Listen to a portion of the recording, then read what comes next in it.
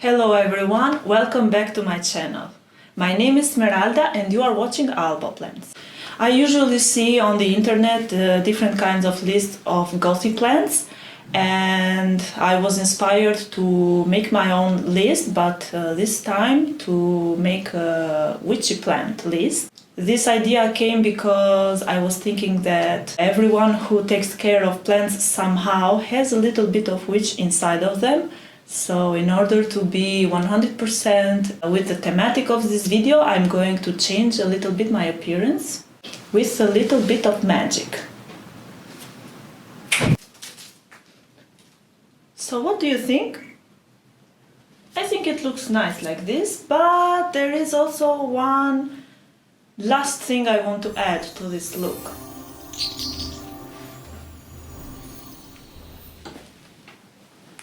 I think now it is complete.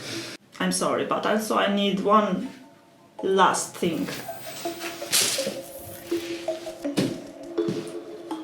I'm ready.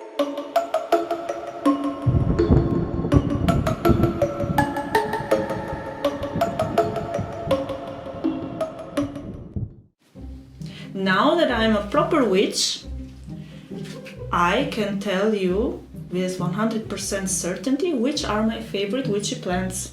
So, because I wanted to make this video, I was looking at my collection and I was getting inspired to see which plants I want to choose. And while looking, I thought to myself, all these plants that I am finding are witchy vibes, giving me witchy vibes. Actually, I can group them into 3 categories. You think so too? Yeah, I think so too. So the first category that I want to speak about would be the plants that look toxic. You know, like the potions that the witches make. And the second category is going to be the ones that look like kind of animals, insects, like the ones that the witches keep in jars to use again for their magic. And the third category is going to be dark ones, velvety ones, magical ones. Let's start with the first category. Okay, Broom, thank you very much for being part of this video. Now I need both of my hands, so bye! See you later! As you know, I do really like big plants, and I always like to start my lists or my collections with big plants, and also I want to do the same thing for this video. The first plant that gives me toxic vibes is of course from the category of begonias, because I think that begonias are the plants that look the more toxic because it has contrasting leaves, spotty leaves. So the first one is going to be my big cane begonia. So I don't really remember the exact name of this begonia, but I will leave it somewhere here on the screen for you to read if you are interested to look up this plant. But the first one is this begonia, and you can see clearly why I have chosen this one. I will show you better. First of all, this plant is huge. This one started from a very small cutting, and in 1 year it managed to grow so fast. And the reason why I've chosen this as a witchy plant is because look at this effect. I think that this one looks like there are a lot of bats coming your way. So what I like about this begonia and why I find her to be a witchy plant. First of all, the shape of the leaves. They remind me very much of the wings of the bat because they have this pointy shape. And also the color is dark green, almost black, and the texture of the leaves is velvety. And also another very interesting characteristic of this plant are the spots that it has, which they are white, but depending on the light and when the leaves are new, they can be a little bit pinkish. And the reason for this color is because the back of this begonia is also red. It's totally witchy vibes, you know? She was quite heavy, let me tell you. So another honorable mention, and I wouldn't leave this plant without putting it in this list because this is very well known in the plant community, is my polka dot begonia, Maculata Waitii. So this plant, it was like 1 or 2 years ago, had its spotlight in the plant community. It got very, very popular and everyone wanted this plant, and I can totally understand why. This is such a peculiar and very unique plant because of the shape of the leaves that is very elongated, with the edges of the leaves being wavy. And the most important feature of this plant that you can see directly are the big white dots that it has in the leaves. What this plant reminds me are some kind of like toxic frogs, you know, a kind of toxic lizard with the spots that it has. And the spots have this kind of sparkles and they also reflect the light. This is, of course, a very witchy plant in my opinion, because as the other begonia, it has also very red backs. So depending on the light that this plant receives, the red in the back is going to be more vibrant. And also another very nice thing about this plant is that it makes these very, very beautiful blooms, which also depending on the light can be white or pink. Of course, we talked about cane begonias, and I'm also going to put some pictures of some other cane begonias that fall in the same category and the same style as the ones that I was talking about. But now I also want to feature Rex begonias, because Rex begonias are also a kind of plant that has a lot of toxic looking plants with a lot of contrasts and very peculiar foliage. The first one that I want to show you from my collection is this one. So this is my begonia, I think it's called Masoniana. This is not the most... Sorry, I'm talking, please. This is not the most beautiful specimen of this begonia that I could show you, but actually I forgot this plant in my prop box. What can you do? When I had this out in my room, it created a lot of problems. The leaves were starting to melt, and so I chopped her in pieces and I put them in my prop box and they thrived there. And the plan is that in the future I will build a big terrarium and I will put all my Rex begonias there so they can thrive and they can grow the best way possible. Come on now, I said I'm going to come to you back later. Can you please stay just some minutes alone? I'm just going to do this video.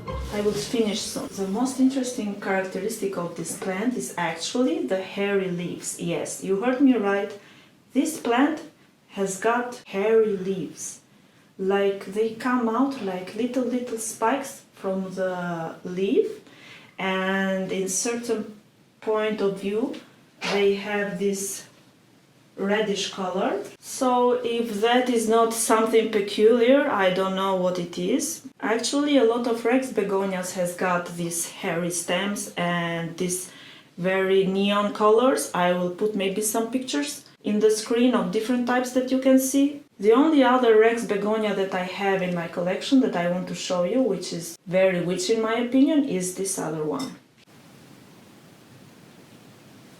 This little begonia is staying in this DIY cauldron planter that I made. This begonia wasn't this small at the beginning.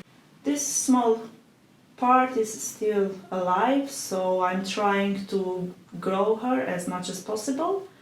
And the reason why I find this Rex begonia to be particularly witchy is because the same as the cane begonia that I showed you before, this one has got the leaves like the shape of a bat wing, in my opinion. Another cool thing about this begonia is that the stem is neon green, and it shows also a little bit at the center of the leaf when you see. and the leaves are velvet. I think all these characteristics are quite witchy for me. But the cherry on top for this particular plant is that if you put a flashlight during the night against this plant, it's going to reflect a bluish sheen from the leaves. So the second category that I want to show you are plants that somehow they resemble animals. This is what I think, but you can also tell me through the comment section if you also can see these animal characteristics on these plants. So the first one, which is one of my favorite plants, and it is also a cactus, is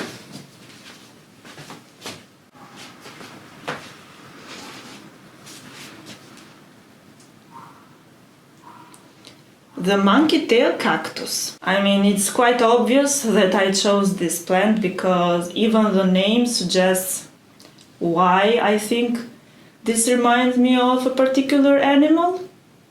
The monkey, maybe?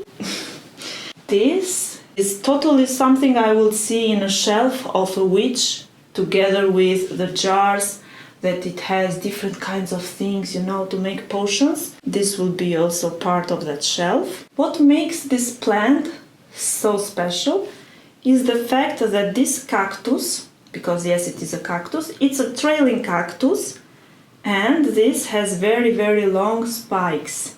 This particular one is still a young plant, but when this one grow out and they become bigger, the spikes become even longer and they resemble so much the fur of an animal. It even becomes so dense that you cannot see the succulent part of the cactus. You see only like this furry tail. You can pet this cactus, but be careful. If you squeeze too much, then it can sting you. The second one that I want to show you is the staghorn fern. Even this one, from the name, you can understand why I think that it resembles an animal, because this one totally resembles like kind of deer or staghorn, like the one people used to hang in their house as a trophy. Now you can hang this beautiful fern, yes, because it is a fern, in your living space. And it's not dead, it's alive, you know. I think that this kind of mounted plants, just the fact that they are mounted and they are styled in a certain kind of way, they look very magical and witchy in my opinion. So I would like to add more of mounted plants in my collection in the future. Just starting to produce its first shield, so I'm pretty excited for this plant, and they become very magical. This kind of ferns grow epiphytically with trees in the wild, and they do not harm the trees. They live together in harmony, so yeah, this is quite a special plant in my opinion. Okay, so the last plant that I want to talk in this category is this one. Can you see anything? Wait just a moment.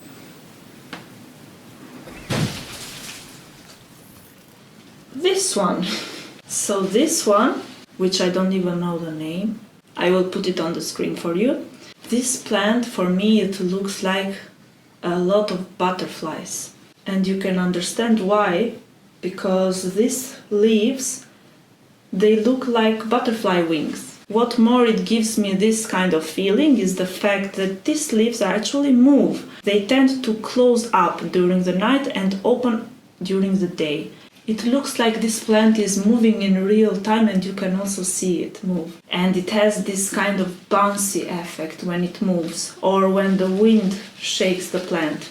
The leaves of this plant are a very dark purple, and it has just a little bit of lighter purple in the middle. So yeah, the color is totally like Halloween vibes, or like those royal deep purple that usually wizards or witches are related to. I think that the color of this plant is stunning. And it is also one of those plants that a lot of plant tubers put in the list of gothy plants, and I can totally understand why. Also, another very beautiful thing about this plant is that it produces these small, dainty, pinkish flowers. Beautiful plant with beautiful flowers, what can you ask more? The third category that I want to talk with you is going to be the dark and soft and velvety leafed plants. What do you think, Shanti? Do you like velvety leaves? I think she does. Let's look at some velvety leafed plants. Let's start with the first one, which is the Alocasias. And the most iconic velvet leaf from Alocasia is, of course, the black velvet. You can understand why I think that this plant is witchy, because she is a jewel orchid and she's got these very contrasty leaves with the dark green and the minty green veins. This particular kind of Alocasia, it also can produce red backs, and when they usually do, the color that is on the front of the leaves becomes even more dark. So as you can see, I put this plant in this hand-painted planter, so it's going to look extra witchy.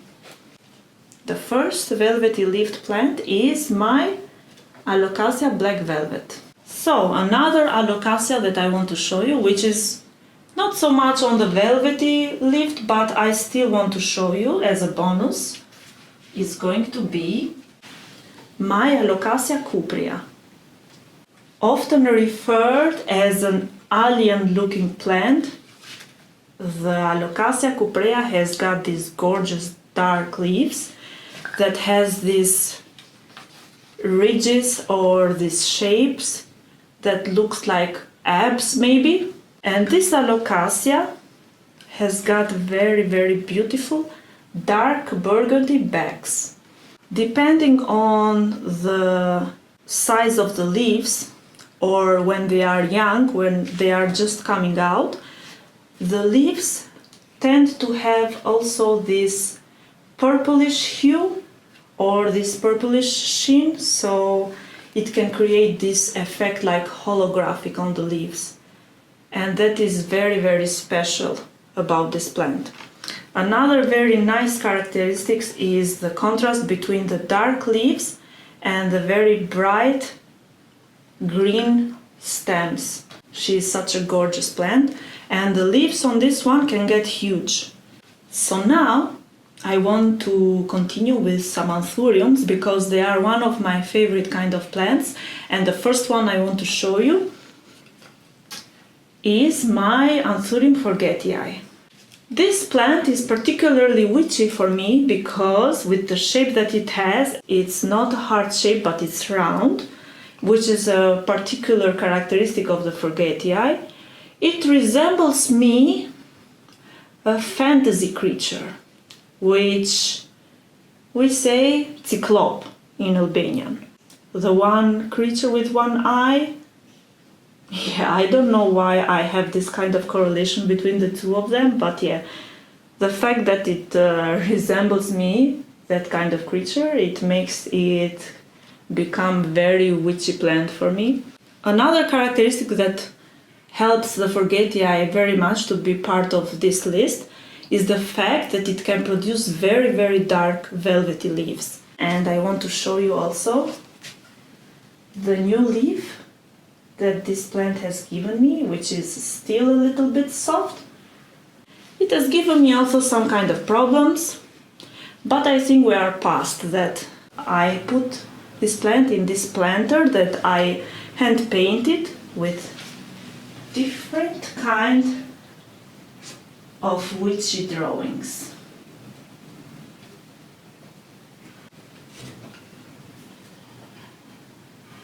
It's a very complete look. A velvety leafed witchy plant. Since we are talking about anthuriums, I also want to show you another one, which is the Anthurium crystallinum. Crystallinum has got very sparkly veins. Another very interesting thing about this type of plant is that it has different kind of varieties on the market. This one is the classic crystallinum, but it comes also in a very dark version, the black crystallinum, and it also has got some different kind of hybrids that can have purplish, reddish colors when they first emerge. So the leaves are quite stunning and they are very witchy in my opinion. Also, I want to show you that I paired this Anthurium with this planter that I also painted with the death moth. So yeah, the look is very much complete. The last plant that I want to show you is, of course, the Philodendron melanochrysum, also known as the black gold. So this plant is called the black gold because when the new leaves, when they first emerge, they have this pinkish, reddish, gold toned leaf. I don't know how to say what kind of shade it really has, but it's a very nice one. And when it grows out and it becomes older, it takes this very dark green color. And this plant is super velvety and super sparkly. And also another very magical thing about this plant is that it has the potential to grow huge leaves. It is a little bit finicky, and a lot of people have got problems with this kind of plant because it loves high humidity and it tends to rip its new leaves, like what she has done in that new leaf for me. I tolerate her because I love this plant a lot, so I wish that it's going to mature its leaf even more for me. I can see very nice signs already, so yeah, I'm very excited. So that was it for this video. I hope you enjoyed watching it and I hope you enjoyed the plants that I chose to be my witchy plants. So these were just the ones that I chose from my collection at the moment. I am pretty sure that there are a lot of other ones out there. Maybe you can tell me which plant do you think is very witchy. Leave a comment down below, and yeah, I want to say thank you very much for supporting me. Like, share and subscribe to this channel, and also check out my Instagram profile at albo__plants. And also the last thing, if you are curious to know where I got this costume, then you can check out my YouTube channel Smerucci, and also on Instagram at Smerucci, which is the pages that I put my DIY handmade jewelry, and I also use this costume to make the photo shoots. So yeah, if you are curious, check them out. Thank you very much again. I will see you on the next video. Pachim!